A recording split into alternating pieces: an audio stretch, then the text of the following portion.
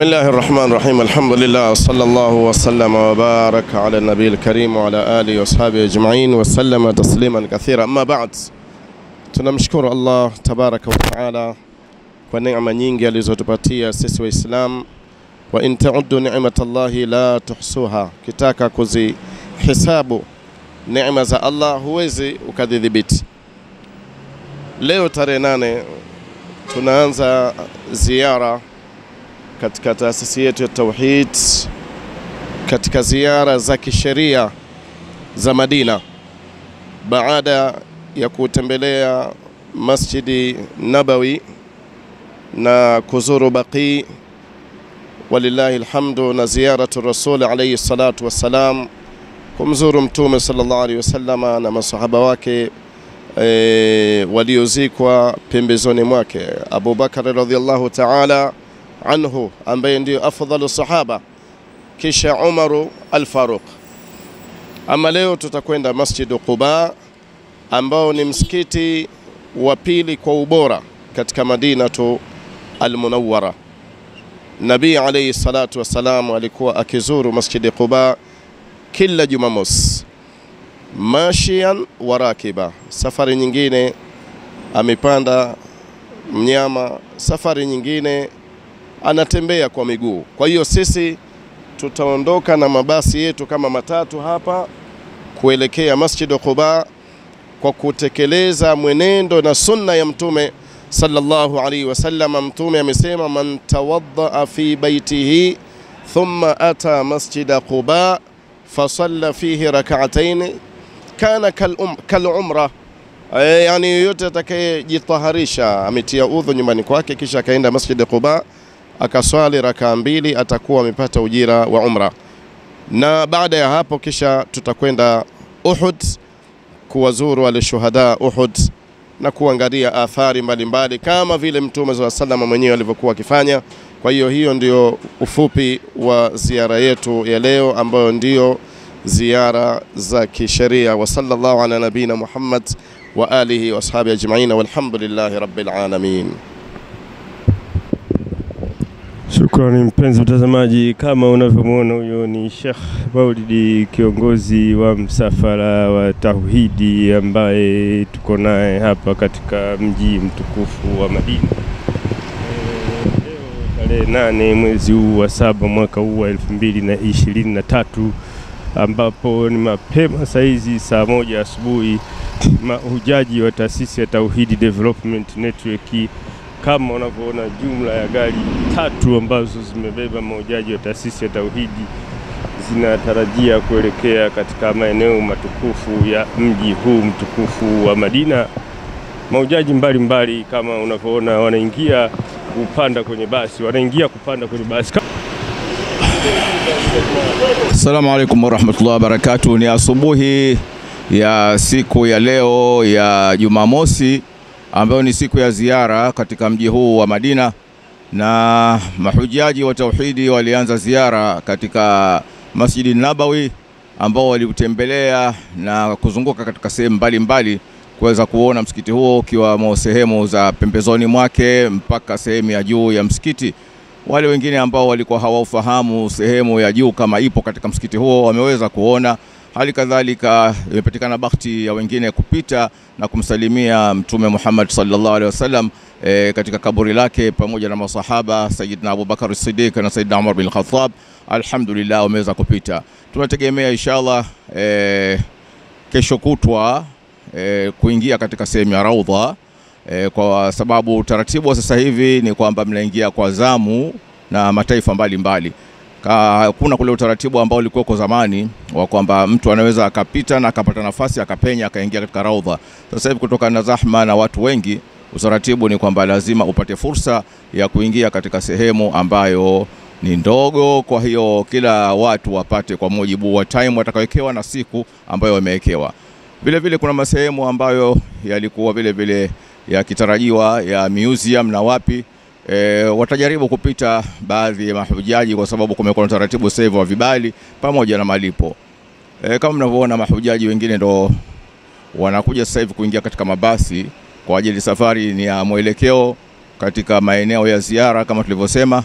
na ziara itakuwa ni katika Masjidi Quba, Masjidi Qiblatain, Jabal ya Uhud pamoja na sehemu nyinginezo, 7 masajid na kwingineko. Kwa hiyo muda huu wa asubuhi mahujaji wote walikuwa tayari wamekwisha kusali salatul fajri, na baadaye wamepata istiftahi, na sasa umekuwa ni wakati wa kuondoka katika mabasi matatu ambayo yataongozwa na mashekhe watatu. Kila shekhe atachukua basi moja na kuweza kuwapa maelekezo mahujaji ya kila sehemu ambayo tutakayopita, na hii ni kupata athari ya Kiislamu kwa wale ambao ni mahujaji wetu, kwa sababu mara nyingi tukisema ziara mtu asizidharau akasema ni ziara tu. Ziara ni pamoja na kupata ujuzi wa kujua na athari za Waislamu mbalimbali ambao walitutangulia kabla, wamefanya kazi ya kiasi gani na katika maeneo gani.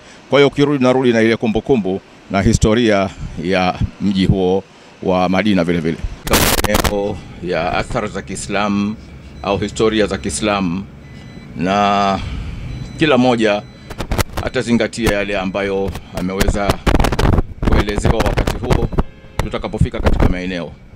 Tunatarajiwa katika safari yetu hii kupita katika misikiti maarufu, hali kadhalika maeneo maarufu ambayo Waislamu waliathirika nayo kwa namna moja au nyingine.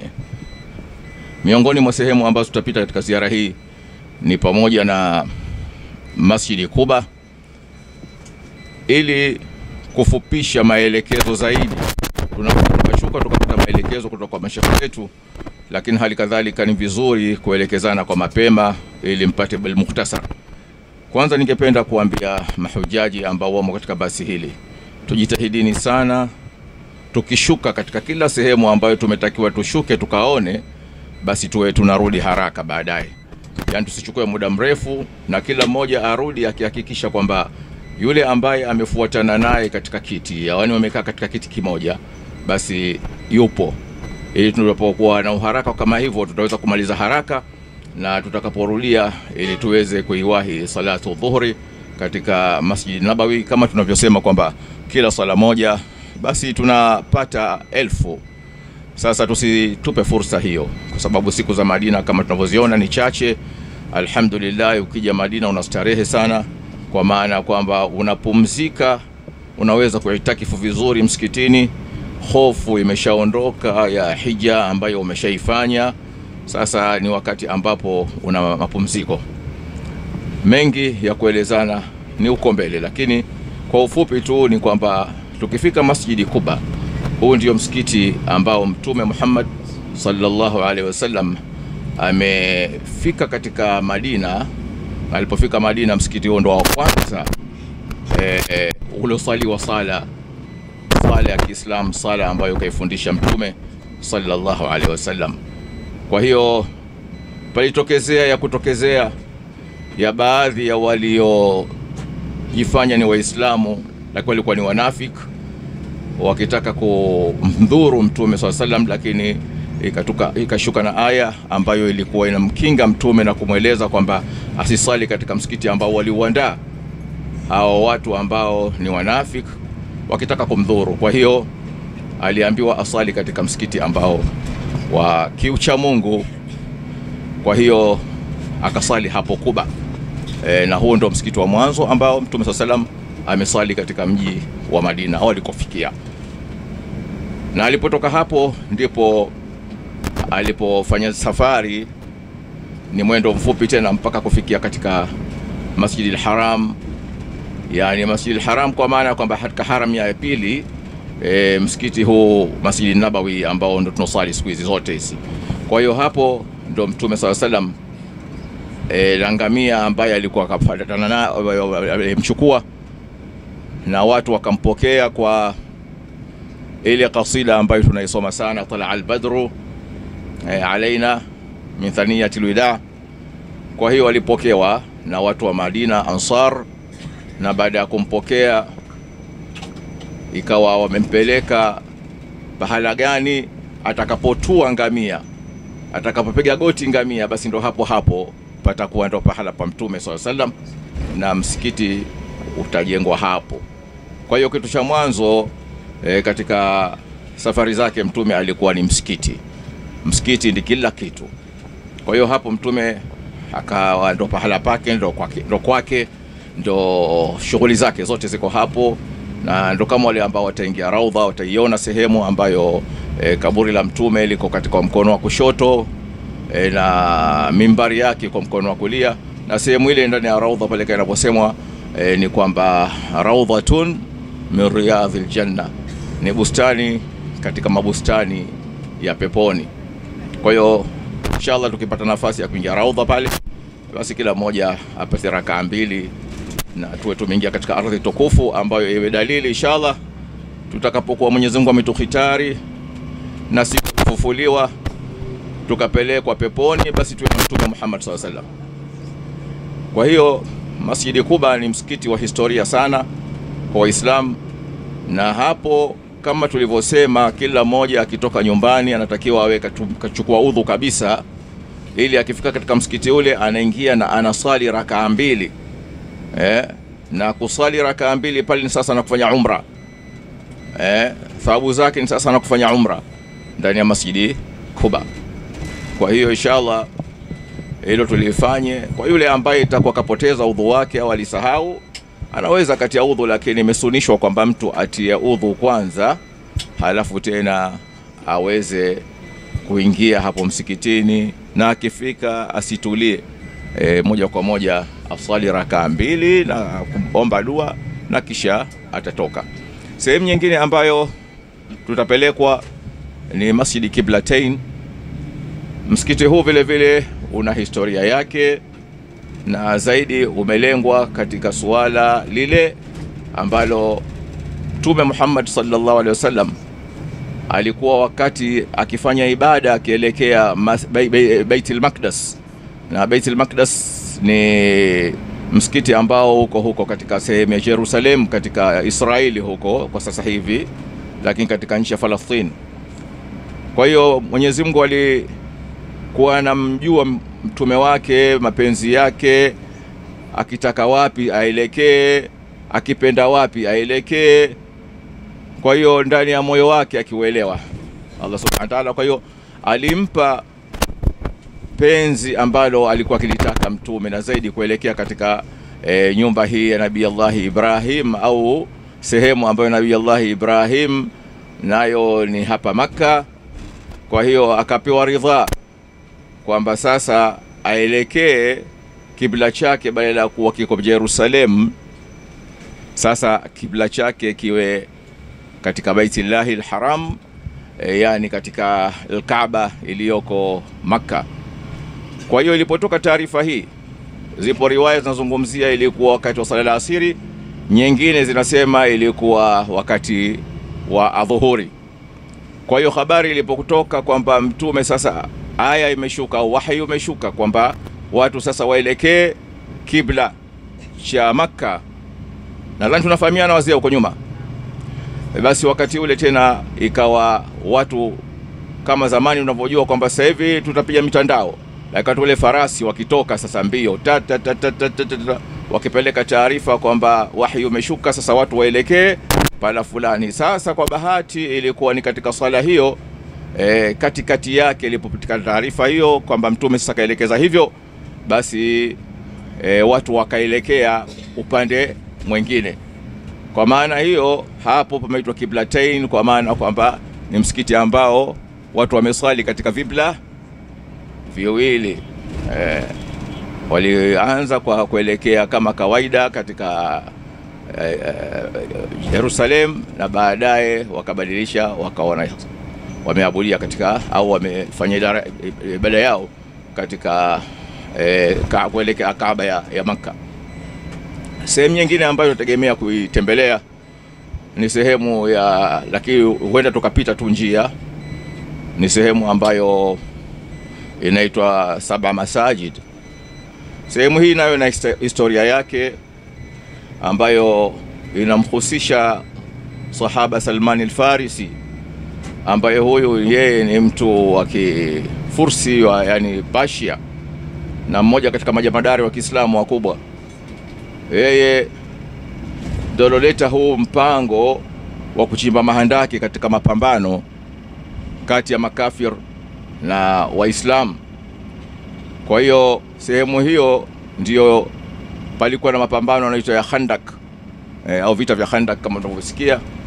Kwa hiyo walifundishwa Waislamu kuchimba mahandaki, na Mtume SAW alimridhia Salman al-Farisi katika kutoa ufundi kama huo ambao katika Fursi ili wamewahi kufanya kama hivyo, na huku ikabidi kwamba wafanye kama hivyo ili kufanya mafarasi au mangamia ya maadui watakapokuwa wanakuja wawe hawana njia kupita, yani pakachimbwa mashimo kwamba hawawezi kuvuka kutoka ngambo hii kwenda. Sio hali ya kisasa hivi tunatumia mabomu, tunatumia marisasi, tunatumia nini hata kwa ngambo gani, lakini wakati ule ilikuwa lazima watu panga mkononi au mkuki au mshare, kwa hiyo wanakuwa ngambo ya pili. Sasa pale ndio pamejengwa hiyo 7 masajidi kama ni vielelezo vya sehemu hizo ambazo waliishi Waislamu wakati ule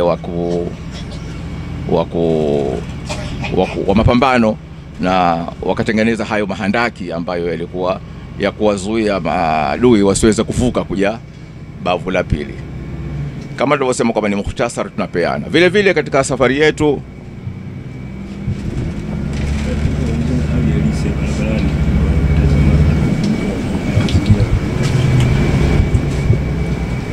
vile kama tunavyoona maeneo haya yote mnayoona ni maeneo ya mji wa Madina. Ziara nayo inakufanya upate kuona katika maeneo tofauti. Haya yote hapo katika mji huu wa Madina, alhamdulillah, mji ulomnusuru Mtume sallallahu alaihi wasallam. Mji huu unaweza kaitwa Madinatul Munawwara, mji huu unaweza kaitwa Madinatur Rasul. Na watu wake ni Ansar ambao ndio wamemnusuru Mtume sallallahu alaihi wasallam, wamepokea Uislamu. Uislamu ndani ya mji wa Madina ndiko lokojenga dola ya kwanza ya Kiislamu, wakawa wametulia na kufanya ibada zao, ijapokuwa makafiri walikuwa wakiwafuata huku waliko time nyingine kupambana nao. Kwa hiyo katika misafara yetu vile vile tutafika mpaka eneo la Uhud. Uhud hapa palikuwa kwa vita vikali sana vipiganwa, na sehemu hii ndiko jamadari wa Kiislamu mmoja katika ami zake Mtume SAW Saidina Hamza alipouawa. Jambo ambalo lilimtia uchungu mkubwa sana Mtume SAW kumpoteza ami yake, lakini jamadari katika Uislamu. Tutakwenda kuona sehemu hiyo. Hali kadhalika tutaweza kuona sehemu ambayo panaitwa Jabal Rumat. Sehemu hiyo ndio Waislamu kama mlivyosikia katika tarehe mbalimbali za Kiislamu kwamba kuna Waislamu walitakiwa wakae juu. Hawa ni watu wa kurusha pinde au mishare ile kupiga maadui panda jabalini. Kwa hiyo mafarasi wakija na majeshi ya maadui yakija, inakuwa ni rahisi kuweza kuwadunga na kuwapiga. Sasa kulikuwa na kikosi maalum kinachopigana chini, lakini kuna kikosi ambacho kiliwekwa juu katika mlima. Lakini kama tunavyojua, tukipewa amri na wakubwa basi tunatakiwa tufuate zile amri. Sasa Mtume SAW aliwaambia wale wasishuke kabisa, wabakie kule juu, kwa sababu alikwisha kuwatambua kwamba maadui baadaye wanaweza wakawazunguka. Na hii ipo katika sehemu za milima ya Uhud huko. Tutaiona mlima mkubwa sana wa Uhud. Kwa hiyo sasa, kutokana na kwamba baada ya kuona kwamba wamewapiga makafiri na kuwashinda, hawakuiweka vizuri katika ile swala la kusema kwamba adui anaweza akakuzunguka tena. Kwa hiyo waliteremka kutoka katika milima ambao waliambiwa wasishuke. Ndipo maadui nao walizunguka pande la pili, wakaja wakawatia kati, wakauawa Waislamu wengi sana. Hata Mtume naye alijeruhiwa katika hali kama hiyo. Na hii ni kuonyesha kiasi gani mkiambiwa msifanye kitu fulani basi msifanye. Na walishuka kwa sababu ya ngawira, kwa sababu ngawira kama mnavyojua ni kwamba adui kushamkamata sasa yale mali yake tena unabidi uyachukue. Hawa wana kitu hichi vitupa vile vitu vinakuwa ngawira ya Waislamu. Sasa ikawa tena wamekimbizia chini huko kuja kutafuta ngawira, lakini kumbe wanazungukwa na wakaja wakapigwa wakauawa, wakatotii amri. lakini nasemekana watu hawa walisamehewa, bali walikufa kama mashahidi kutokana na jitihada ambayo wameifanya. Kwa hiyo hii ni athar ituingie na sisi katika mambo kama haya. Tunapokuwa na viongozi katika maeneo yetu wametupa maagizo ya khairi, ya hikma, basi tutakiwa tuyafuate. Halafu kama nafasi itakuwepo inshallah, mwenda tukapita katika soko au shamba la mitende, ambapo huko kuna kuwa na utaratibu uliowekwa maalum. Tunashuka na mtu kwenda kuchagua tende au pipi zinakuwepo za aina mbalimbali, na tende ziko za aina tofauti. Sisi tumezoea makwetu huku tukiletewa tende, basi tunasema hatuzijui hata majina nyingine, lakini tunasema tu ama makoroma au tunasema tende ya ajwa, ndo maarufu ambayo tende hii alitumia Mtume sallallahu alaihi wasallam. Kwa hiyo ajwa ipo, halafu ziko na aina nyingi sana za tende, ambazo hizi bila shaka ziko zinazolimwa hapa Madina, ziko zinazolimwa Iraki, ziko zinazolimwa Syria, ziko zinazolimwa sehemu mbalimbali. Kwa hiyo aina kwa aina za tende zipo hapo, na ukifika hapo unaweza ukaonja moja mbili, ile ile ukuridhi ukachukua, hawazui, bali wewe usibebe tu katia mkobani. Ukitaka kubeba katia mkobani utabidi ununue pale, lakini kama unataka kuonja pale utaonja aina kwa aina ya tende. Kwa ufupi nilitaka tu niwaeleze wenzetu ambao mpo katika basi hii na wenzenu wengine wanaelezwa katika mabasi yao, ili tusichukue muda mrefu wa kuelezana nje, basi itakuwa tumeipata picha nadhani kwa mukhtasar, nadhani tumefahamiana. Kwa hiyo kwa ufupi katika maeneo tutakayokwenda, basi tuseme eneo hili hapa tuliambiwa hivi, eneo hili hapa tumeambiwa hivi, eneo hili hapa tumeambiwa hivi, kila moja kwa lafzi yake aliyoitumia. Mimi inawezekana nimezungumza hivi, Sheikh Maulid naye akazungumza vingine, na Sheikh Zuberi kule akawa amezungumza vingine, lakini kwa ufupi sote tunakwenda katika lengo moja. Na hii barabara mnaona ndo mitende. Siku kama hizi mitende tena ile kwa mipevu ile inakuwa inaanza kuota na wana mashuki ya tende, kwa sababu siku za joto ndio tende huwa zinawiva. Kwa hiyo huu mji wa Madina ni mji wa mitende na mashamba mengi ya mitende ipo.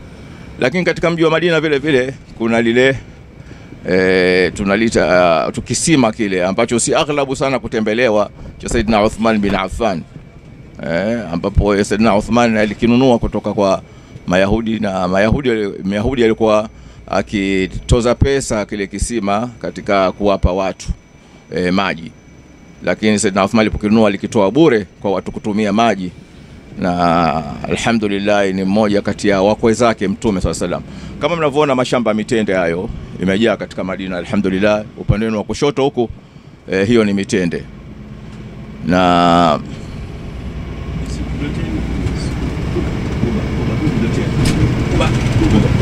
huu msikiti ulioko mbele tunasema msikiti Kuba, ambao tutakuwa ndo wa mwanzo tunakwenda wenye minara minne hiyo.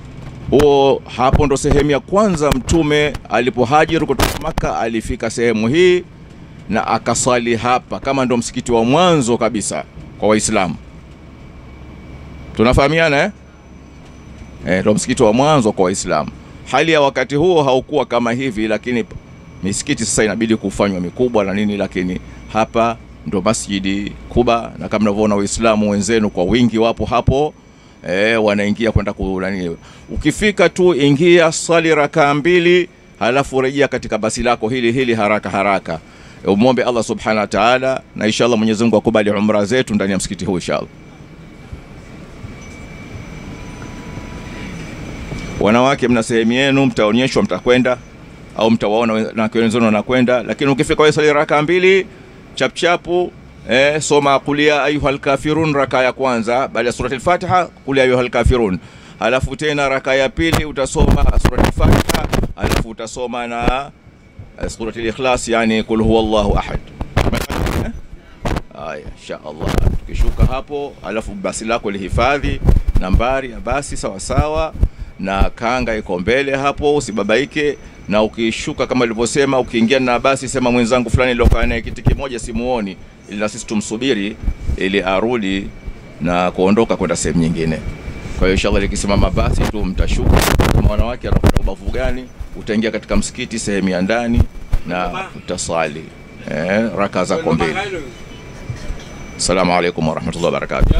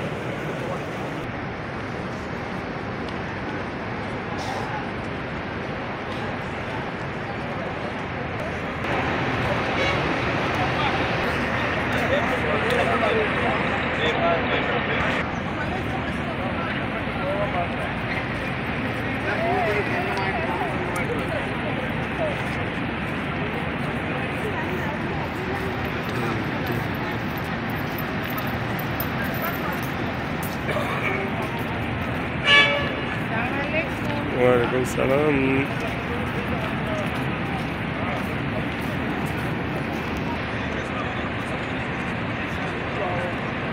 Ahmadi